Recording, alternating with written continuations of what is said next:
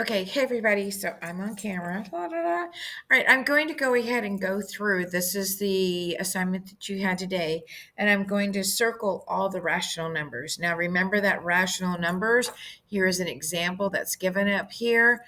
That means that there is a fraction that has an endpoint or a repeated consecutive number of the same number that's ongoing, and that has that line above that number.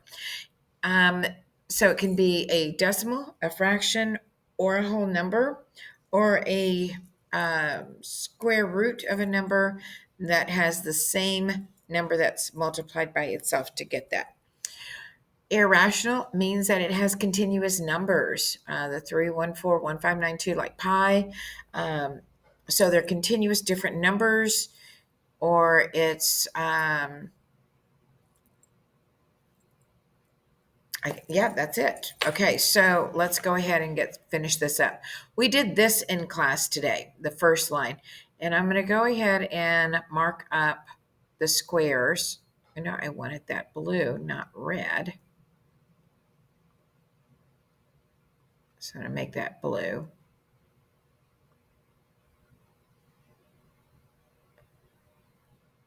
There we go. The machine is very slow tonight. I went there again. I wanted that blue, not red.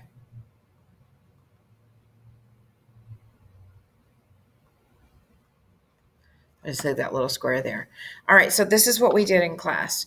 Now you were supposed to do the rest of it on your own. What I'm going to go through is to circle all of my rational numbers and then go back and circle or squared up all the ones that are irrational. So I have the 72, which means that 72 is repeated, so that's irrational. Decimal number 4 and 6/10, rational.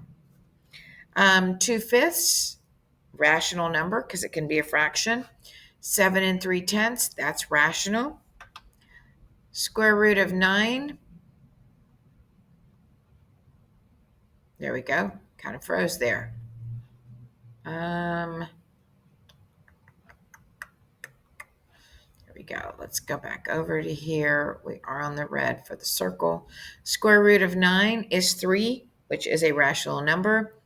16/5, which is negative, is also a rational number. So 5 would go into 16 3 times with 1 left over, so it's 3 and 1/5. If we wanted to convert that 1/5 to a decimal, it would be decimal 2 or 2/10, and then it'll be 0, so it's continuous.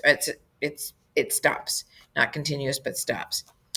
14 fours, that's also a rational number. Square root of 25, rational, because 5 times 5. 1/50th is rational. I'm waiting for that circle. Oh, silly one. Do not have time for computer glitches tonight. Okay. Negative 4/8 is rational. Negative 7 is rational. 3/11ths, fraction, rational. 0 is rational because it is a whole number, and a rational number can be a whole number, positive or negative, decimal or fraction. Okay. Because it has an ongoing repetitive 4, so it'll be 10.44444444. We draw that line just to write it once. 13 is a whole number, so it's rational. Square root of 100, it is rational because you have 10 times 10 equals 100. Come on, circle. There we go. All right, 3 and 6/10 ongoing, repeated 6, rational. Negative 21 and 2/10, rational. Negative 3/10, that is rational. Negative square root of -1, that is rational, because you have 1 times 1. So that's a rational number. Square root, nope, that's not going to be. 1700ths, repeat at 777. That is rational. This fraction, negative and 236, is rational. The 8 and 3/10 with the 3 continuous is rational. Square root of 64, 8 times 8. So 8 is a whole number. That's rational. 7/25, rational. And 1 and 3600ths with 3600ths repeating itself. That is rational. Then I'm going to go back over and I'm going to highlight in squares all my irrational numbers. 61's irrational because there is no two numbers multiplied together that will get me 61. I have pi plus 5, so whatever pi is plus 5, I'm still going to have ongoing numbers after the decimal that are all different. 1 minus, or the square root of 32, that is irrational.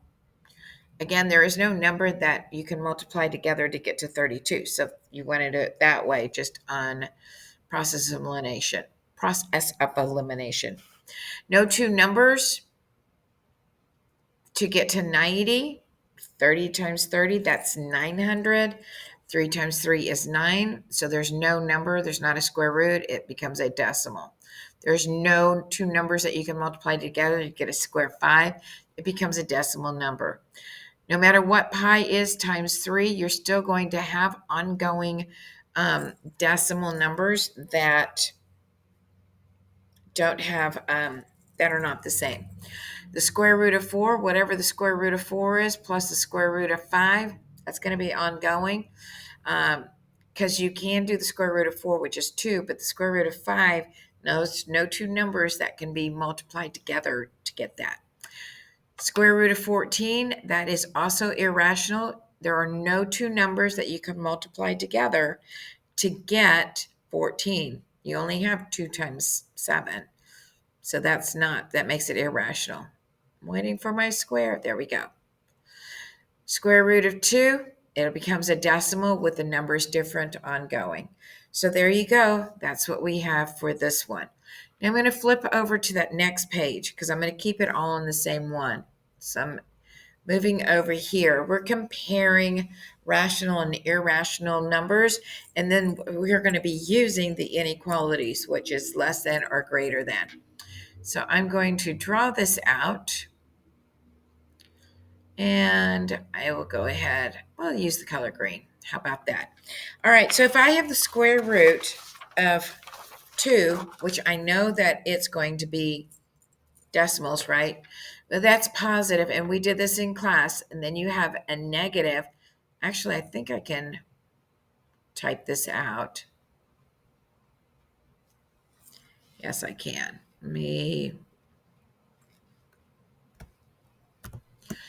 So that's going to be, oops, that's right. It's going to be greater than, right? Because a positive is always greater than a negative. So you don't even have to figure out what the square root of 2 is. Just looking at it, you know that on the number line, that's going to be to the right side, and the negative is to the left side of the 0. This one right here, 11 halves, and then you have the pi, which is 3.14. Well, 11 halves, 2 goes into 11 5 times. You know that 5 is greater than 3, so this is going to be greater than. Number 3, I have 2 and 9700ths and the square root of 5. Oh, my computer is slowing down. I'm still on campus. So the square root of 5 is going to be greater than 2 and 9700ths. So you can solve the square root of 10, and then you can see the difference. The square root of 15, you don't even really need to solve it because you have a positive and negative. And we also know that our positives are always greater than our negative. Looking at this one right here, I have 2 times pi, so that's 3.14 times 2. Is that greater than or less than 16 thirds? So what do you think on that one? So here, 3 goes into 16. How many times? So 3, 4, 5. So 5. So this is actually going to be greater than or less than. So negative, because looking on the number line, it would be placed further. So it's greater than that negative 2 times 5, because the negative 2 times 5, just thinking it's a 3 whole, so 3 times 2, that's 6 plus whatever the decimal points are. That's further out than what this fraction is. So this is going to be closer to 0, so it makes it greater. So sometimes just putting it on a number line will help you think it through. Okay, square root of 6, we know that it's a positive, so that's also going to be 39, negative 39 hundredths is less than square root of 6. Square root of 6 is greater. Number 7, and I'm going pretty quickly, so pause me anytime so that you can go back and figure this out. If I had the square root of, I have 6 times the square root of 3 and 14 hundredths, multiplying that out, I know that this is going to be 18 and 2 hundredths is less than 6 times pi. This one right here, number 8, 21 fourths. So that's going to be 5 and 1/4. It is greater than the square root of 11. So when you're figuring that out, that's going to be greater. Number 9, I have 6 and 125 hundredths. That's going to be greater than 3 times pi. So here I'm going to have greater. Should show up. There we go. All right. The next bunch, come on. Keeps moving around. I'm trying to get this. Thank you very much. All right, I'm going to go down to this next group here. And again, pause it, rewind me, whatever you need to do so that you can understand what we're doing. I'm doing negatives. Both of them are negative. So the square root of 86 compared to negative 25 thirds. And that's going to be what? What do you think? So it's going to be negative 86 squared will be less than negative 25 over 3, because that's going to be further out on that number line than coming in. Looking at pi, 7 times pi and the square root of 200. So I know that 7 times pi is greater than the square root of 200. And again, you can always pull up your calculator so that you can do that. So if you're wanting to show that, should be on here. Oh, it's so slow.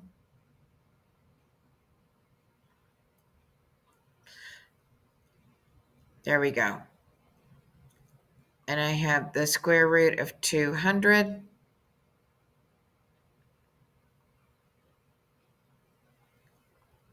Not 222, it's 2. Oh, I see why I'm not doing that.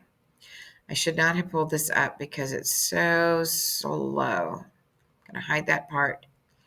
200, the square root of that is 14 and 14213, right? So looking at moving it over, come on, guys. Cross that out. So that was 14. And here I have 3.14 times 7. It is greater. So did I prove that to be right? So here, if I put 14 point, I'm just going to put 1421.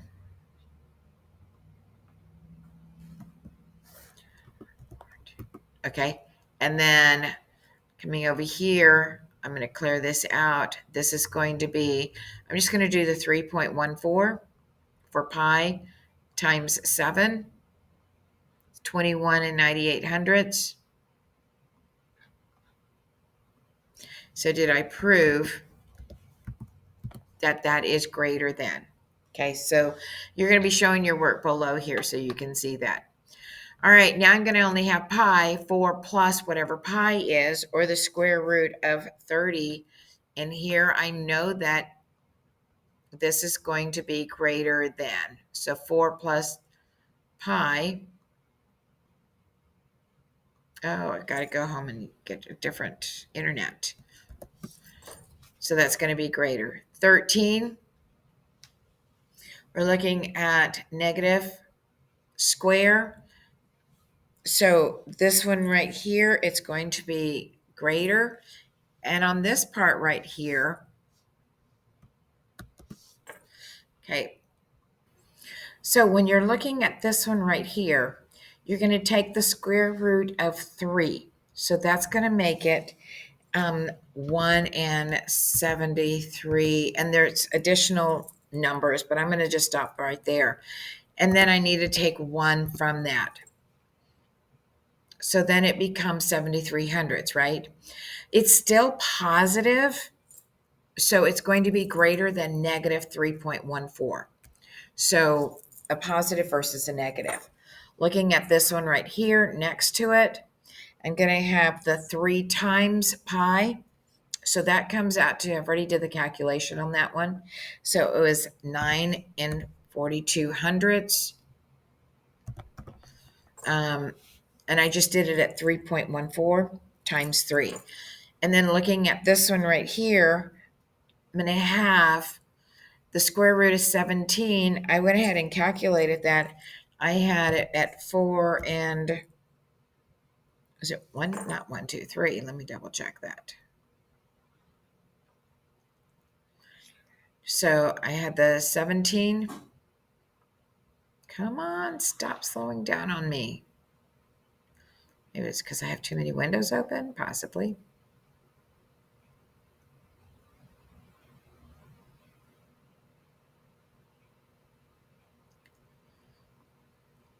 Okay, it doesn't do that. So it's 4.123. All right, and now I'm going to add 6 to that.